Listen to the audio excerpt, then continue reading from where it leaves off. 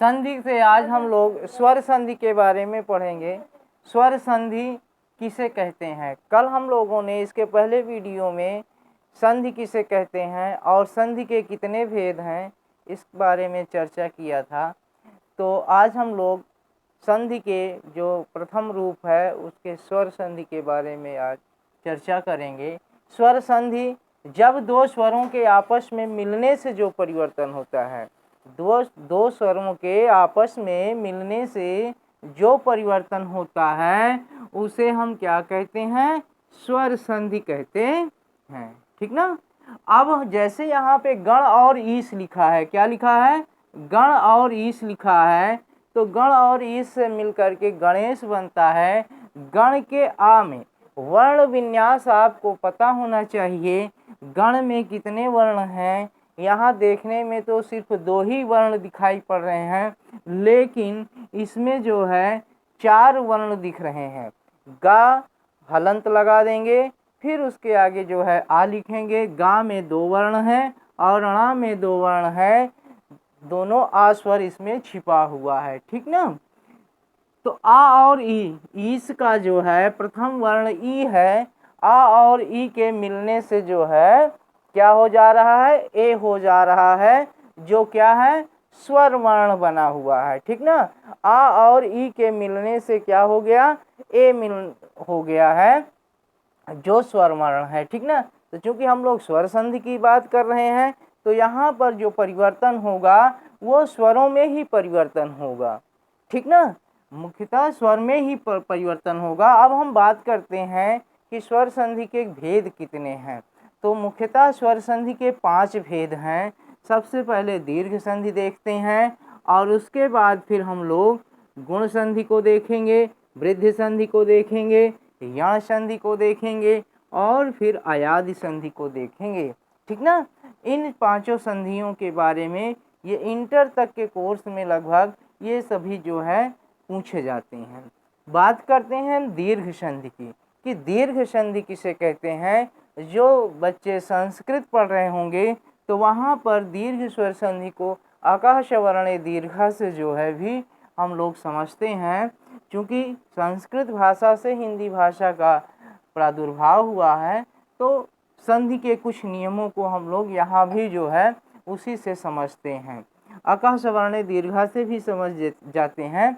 और यहाँ पर लिखा है क्या? यदि ह्रस्व या दीर्घ, ये बहुत समझने वाली बात है कि अगर ह्रस्व या दीर्घ आ, ई, उ या री, इन चारों स्वर के बाद अगर ह्रस्व या दीर्घ यही स्वर आते हैं, क्या?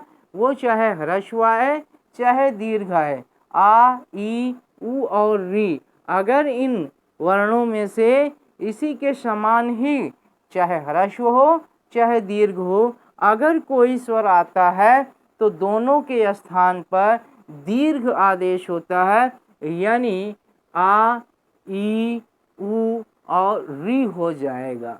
अब हम इसे उदाहरणों के माध्यम से समझते हैं। जैसे यहाँ पर देखो, हमने परम धन अवसर लिखा है। परम में माँ में आ छिपा हुआ है, ह्रस्व आ छिपा हुआ है, और यहाँ पर भी ह्रस्व आ है। आ और आ मिलकर के क्या हो गया? दीर्घ आ हो गया। दोनों शब्दों के स्वर जो है मिलकर के प्रथम शब्द का अंतिम वर्ण आ है और द्वितीय शब्द का प्रथम वर्ण जो है वो भी ह्रस्व आ है, और दोनों ह्रस्व आ मिलकर के क्या हो जा रहा है? दीर्घ आ हो जा रहा है, और दीर्घ आ की यहाँ पे मात्रा लग गई है। फिर ऐसे हम लोग देखते हैं निर्धन आश्रित, देखते हैं निराश्रित है। यहाँ पर हम देख रहे हैं निर में आ छिपा हुआ है, और यहाँ पर जो है दूसरे वर्ण का प्रथम वर्ण जो है वो दीर्घ आ है, और ह्रस्व आ और दीर्घ आ मिलकर के दीर्घ आ हो गया है। ठीक इसी तरह जो है रविधन इंद्र है, रविंद्र बन गया है। दोनों में ह्रस्व ई है, और उन दोनों ह्रस्व ई के मिलने से दीर्घ ई हो जा रही है। क्षितिधन ईश है, ऐसे क्षितीश है। यहाँ पर देखते हैं ह्रस्व ई और दीर्घ ई मिलकर के जो है क्या हो जा रहे हैं? दीर्घ ई हो जा रहा है। ठीक ना। तो ये सब चीज़ें समझने की। यहाँ पर अगले उदाहरण में हम देखते हैं भानुधन उदय है, भानुदय है। कहने का मतलब है प्रथम वर्ण के भानु में ह्रस्व उ है और उदय के प्रथम वर्ण जो है वो भी ह्रस्व उ है, और ह्रस्व उ दोनों मिलकर के क्या हो गया, दीर्घ उ हो गया है। ऐसे अगले में बधूत्सव देखते हैं। प्रथम वर्ण में जो है प्रथम शब्द में दीर्घ उ है और द्वितीय शब्द का जो है वो ह्रस्व उ है। दीर्घ उ और ह्रस्व उ मिलकर के क्या हो जा रहा है, दीर्घ उ हो जा रहा है। ऐसे हम लोग ऋ का एक उदाहरण देखते हैं। पितृधन ऋण है और यहाँ पर पितृण हो गया है। इसे समझना बहुत ज़रूरी है क्योंकि इस तरह का जो है प्रश्न पूछा जाता है। ऐसे हमने यहाँ पर भी कुछ एग्जाम्पल लिखे हैं, उदाहरण लिखे हैं। कपिधन ईश से कपीस बन जाता है। मंगल धन आचरण से मंगलाचरण बन जाता है। लघु धन ऊर्मी से लघुर्मी बन जाता है। ये भी पूछा जाता है, कई बार पूछा गया है। और सत्य धन आग्रह से सत्याग्रह हो गया है। धर्म धन अर्थ से धर्मार्थ हो गया है। ये रेफ जरा ध्यान दीजिएगा, विद्याधन अर्थी से विद्यार्थी हो गया है। तो अभी हम लोग स्वर संधि में ह्रस्व है ना, स्वर संधि में हम लोग सबसे पहले क्या कर रहे हैं, दीर्घ संधि के बारे में जो है समझ रहे हैं। दीर्घ संधि किसे कहते हैं, जब ह्रस्व आ ई उ री के बाद ह्रस्व या दीर्घ आ ई उ आ जाता है तो उन दोनों के स्थान पर जो है दीर्घ आ ई उ और री हो जाता है। ठीक ना।